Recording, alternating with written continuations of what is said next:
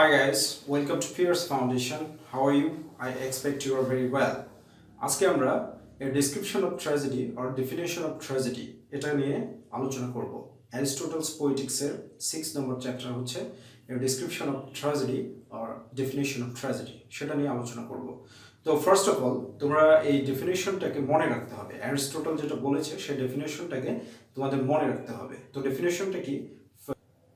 Tragedy is the representation of an action that is worth serious attention, complete in itself, of some amplitude in language, enriched by variety of artistic devices appropriate to the several parts of the play, presented in the form of action, not narration, by means of pity and fear, bringing about the purgation of such emotion. অর্থাৎ এখান থেকে এই ডেফিনিশনটা থেকে আমরা কয়টা অংশ পাচ্ছি দেখো। প্রথমে বলছে tragedy is the representation of an action, অর্থাৎ ট্র্যাজেডি অভিনয়ের মাধ্যমে দেখাতে হবে। সেকেন্ড নম্বরে কি বলছে? সেকেন্ড নম্বরে যেটা বলা হচ্ছে that is worth serious attention, অর্থাৎ ট্র্যাজেডির ঘটনাচক্রগুলো এমন হবে যেন ট্র্যাজেডির মানুষকে আকৃষ্ট করতে পারে, তাদের মনোযোগটাকে আকৃষ্ট করতে পারে। অর্থাৎ এখানে প্লটটার কথা বলা হচ্ছে, অ্যারেঞ্জমেন্ট অফ ইনসিডেন্ট, এটা এতটা চমকপ্রদ হবে যেন মানুষকে আকৃষ্ট করতে পারে এবং মানুষের মধ্যে একটা গুরুত্ব বহন করতে পারে। এরপরে কি বলা হচ্ছে? Complete in itself. তাহলে কমপ্লিট ইন ইটসেলফ মানে হচ্ছে এটা পরিপূর্ণ হতে হবে। কমপ্লিট ইন ইটসেলফ বলতে প্রত্যেকটা ট্র্যাজেডিতে তিনটা অংশে বিভক্ত থাকতে হবে। এর বিগিনিং থাকতে হবে, মিডিল থাকতে হবে এবং এন্ডিং থাকতে হবে।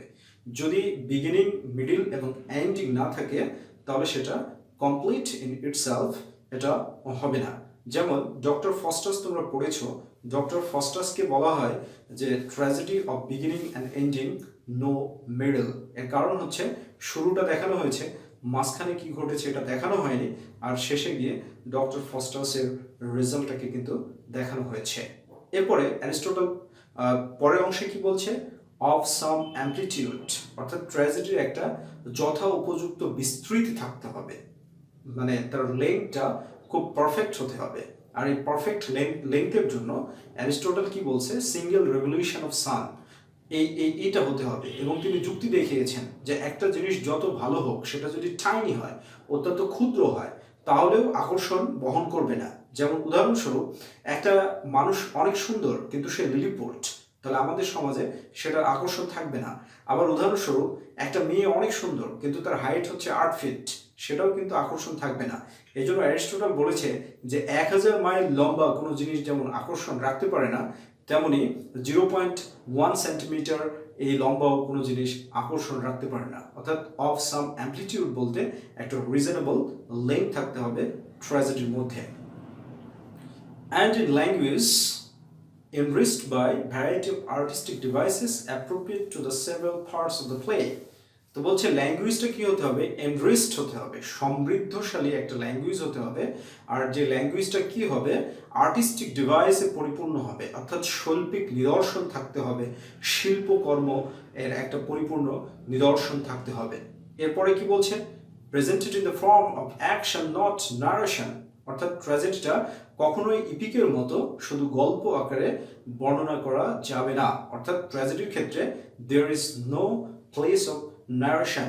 You have to present your tragedy in form of action, not in form of narration, right? তারপরে কি বলা হচ্ছে?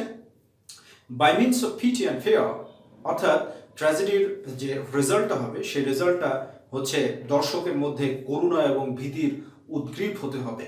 দর্শক যেন ট্র্যাজিক ক্যারেক্টারের উপরে কি দেখায়? করুণা দেখায়, এবং ট্র্যাজিক ক্যারেক্টারের কি মারাত্মক পরিণতি হতে পারে সেই পরিণতির জন্য প্রত্যেকটা অডিয়েন্সের মধ্যে একটা ভীতি কাজ করবে। এটা হচ্ছে পরবর্তী অংশ। এরপরে কি দাঁড়াচ্ছে? যে bringing about the purgation of such emotion, bringing about the purgation, purgation মানে হচ্ছে বিশুদ্ধকরণ, অফ সাচ ইমোশন, এখানে সাচ ইমোশন বলতে পিটি অ্যান্ড ফেয়ার, অর্থাৎ অডিয়েন্সরা কখনোই ট্র্যাজিক ক্যারেক্টারের উপরে কোনো অবজেকশন রাখবে না। এটা বোঝাবে যে এটা তার ভাগ্যের বিড়ম্বনা ছিল। এর ভাগ্যের বিড়ম্বনাটাকে কি বলা হয়েছে বলো দেখি? ফেরোপেটিয়া, ফেরোপেটায়া এটা বলা হয়েছে, ঠিক আছে? তো এখানে ট্র্যাজেডির এই ডেফিনিশন থেকে অ্যারিস্টোটল বলেছে এই জন্য একটা কমপ্লিট ট্র্যাজেডি লিখতে হলে ট্র্যাজেডিতে 6টা কনস্টিটিউয়েন্টস থাকতে হবে। কয়টা কনস্টিটিউয়েন্টস থাকতে হবে? 6 কনস্টিটিউয়েন্টস। যদি এই 6টা কনস্টিটিউয়েন্টস না থাকে তাহলে ট্র্যাজেডির যে ডেফিনিশন অ্যারিস্টোটল দিয়েছে সেই ডেফিনিশন অনুযায়ী ট্র্যাজেডি পারফেক্ট হতে পারবে না, ঠিক আছে? তো প্রথম নাম্বার যেটা, সেটা অ্যারিস্টোটল বলেছে যে ট্র্যাজেডিতে অবশ্যই 6টা কনস্টিটিউয়েন্টস থাকতে হবে। Every tragedy must have 6 constituents. এই 6টা কনস্টিটিউয়েন্টসকে আমরা একটা অ্যাক্রোনিম তৈরি করে নিতে পারি, তাহলে আমরা সিরিয়ালি মনে রাখতে পারবো, ঠিক আছে? তো PCDTS, অর্থাৎ P means plot, C means characters, D means diction, T means thought, S means spectacle and song. এই 6টা ফিচার থাকতে হবে। সো ডেফিনেশনকে তোমরা যদি আলোচনা করতে যাও বা ডেসক্রিপশন অফ ট্র্যাজেডি এটা যদি দিতে যাও তাহলে এই 6টা কনস্টিটিউয়েন্টসকে তুলে ধরতে হবে। প্লট বলতে এবার আমরা কি বুঝি এর একটা সংক্ষিপ্ত বিশ্লেষণ দিতে হবে। Plot means arrangement of incidents, অর্থাৎ ট্র্যাজেডির যে ঘটনা সেই ঘটনাটাকে সুন্দর সুসজ্জিতভাবে উপস্থাপন করা ধারাবাহিকভাবে, এটাই হচ্ছে প্লট। এরপরে কি বলা হচ্ছে? প্লটের পরে কি আসছে? যে অ্যারিস্টোটল তার মতে 2 ধরনের প্লট রয়েছে অ্যারেঞ্জমেন্ট করার জন্য। ইনসিডেন্টকে 2 ধরনের প্লট রয়েছে, একটা হচ্ছে সিম্পল প্লট আর একটা হচ্ছে কমপ্লেক্স প্লট।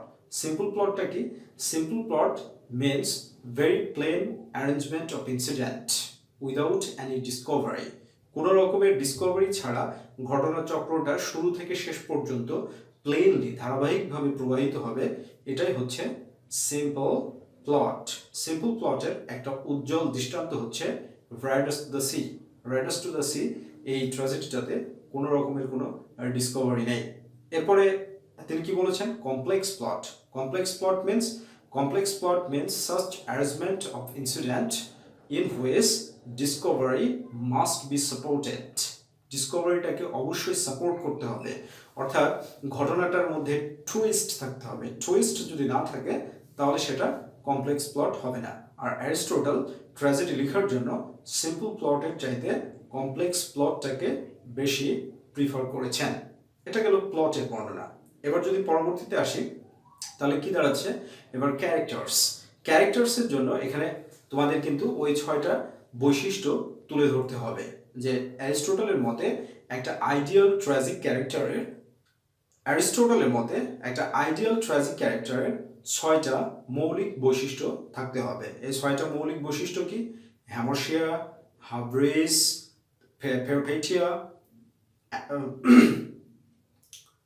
পেরোপেটিয়া, অ্যানাগনোসিস, নেমেসিস, ক্যাথরসিস। হ্যামোরশিয়া কি? হ্যামোরশিয়া হচ্ছে ট্র্যাজিক ফ্লো। তারপরে হাব্রিস কি? Excessive pride. এরপরে পেরোপেটিয়া কি? পেরোপেটিয়া হচ্ছে রিভার্সাল অফ ফেট। এরপরে চলে আসছে অ্যানাগনোসিস কি? Sudden discover of the important incident. এরপরে চলে আসছে হচ্ছে নেমেসিস কি? inevitable punishment for the tragic character because of hubris। আর 6 নম্বরে কি? ক্যাথরসিস। তাহলে ক্যাথরসিস কি? ক্যাথরসিস হচ্ছে pity and fear from the অডিয়েন্সের দিক থেকে পিটি এবং ফেয়ার আসতে হবে। এবার ডিকশনের ক্ষেত্রে অ্যারিস্টোটল যেটা বলেছে যে ট্র্যাজেডির যে ডিকশন হবে সেটা হচ্ছে ল্যাঙ্গুয়েজটা স্ট্যান্ডার্ড ল্যাঙ্গুয়েজ হবে, কমন ল্যাঙ্গুয়েজের ব্যবহার করা যাবে না। ওকে, অর্থাৎ স্ট্যান্ডার্ড ল্যাঙ্গুয়েজের ব্যবহার করে ডিকশনটাকে চুজ করতে হবে, রাইট? এর পরবর্তীতে যেটা আসতেছে সেটা হচ্ছে থট। অর্থাৎ থট মিন্স ক্যারেক্টারের উপরে একটা বিশ্লেষণ থাকতে হবে, যে আমি যে ক্যারেক্টারটাকে উপস্থাপন করতে যাচ্ছি সেই ক্যারেক্টারের মাধ্যমে আমি সমাজকে বা মানবতাকে কি ধরনের মেসেজ দিতে যাচ্ছি এই বিশ্লেষণ থাকতে হবে, এটাই হচ্ছে থট। অ্যান্ড নাম্বার 5 যেটা স্পেকটিকল, কারণ স্পেকটিকল ছাড়া অ্যাকশন দেখানো যাবে না। যদি দর্শক না থাকে তাহলে অভিনেতারা অভিনয় করে কার সামনে দেখাবে। অ্যান্ড ফাইনালি সং এর কথা বলা হয়েছে। এই সং এর জন্য অ্যারিস্টটল বলেছে কি বলেছে, কোরাল সং এর কথা বলেছেন বেসিক্যালি, যে গ্রিক ট্র্যাজেডিতে যে কোরাল সং ছিল সেই কোরাল সংটা উপস্থাপন করলেই হবে, তবে অন্য ধরনের সং হলেও কোনো রকমের কোনো সমস্যা নেই। তাহলে ডেফিনিশন অফ ট্র্যাজেডি, এটাকে তুমি যদি অ্যানালাইসিস করতে যাও বা বিশ্লেষণ করতে যাও, ফার্স্ট অফ অল তুমি সংজ্ঞাটা দিবে, সংজ্ঞাটা দিয়ে তুমি কি করবে, ওই সংজ্ঞাটার দিকগুলো আমি যেভাবে অ্যানালাইসিস করে দিলাম সেগুলো সেভাবে অ্যানালাইসিস করবে।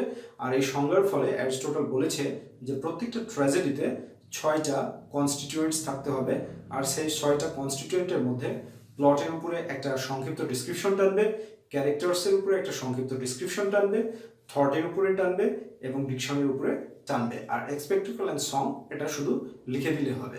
সো আমরা পরিশেষে এটা বলতে পারি যে অ্যারিস্টটল যে তার থিওরি অফ ইমিটেশন, অ্যারিস্টটল তার এই পোয়েটিক্সে যে পোয়েট্রি লেখার জন্য যে থিওরি দিয়েছেন, যে মতামত দিয়েছেন, সেটা খুবই সুগঠিত এবং ইউনিভার্সাল। পৃথিবী যতদিন থাকবে তার এই মতবাদ সকল সমাজে, সকল সাহিত্যের ক্ষেত্রে সমাদৃত হবে। আর যারা অ্যারিস্টটলকে ফলো করবে তারা সবাই গ্রেটেস্ট সাহিত্যিক হিসাবে, ড্রামাটিস্ট হিসাবে নিজেদেরকে প্রতিষ্ঠিত করতে সক্ষম হবে। তো আশা করছি এই লেকচারটা তোমাদের কাছে অনেক ক্লিয়ার হবে, সুস্পষ্ট হবে। তো পরবর্তীতে আবার নতুন লেকচার নিয়ে হাজির হব। তো তোমরা বেশি বেশি করে লাইক, শেয়ার এবং কমেন্ট করবে, শেয়ার করবে, ছড়িয়ে দিবে কৃতজ্ঞতা প্রকাশ করার জন্য, ওকে? এবং যদি সাবস্ক্রাইব করে থাকো তাহলে থ্যাংক ইউ ভেরি মাচ।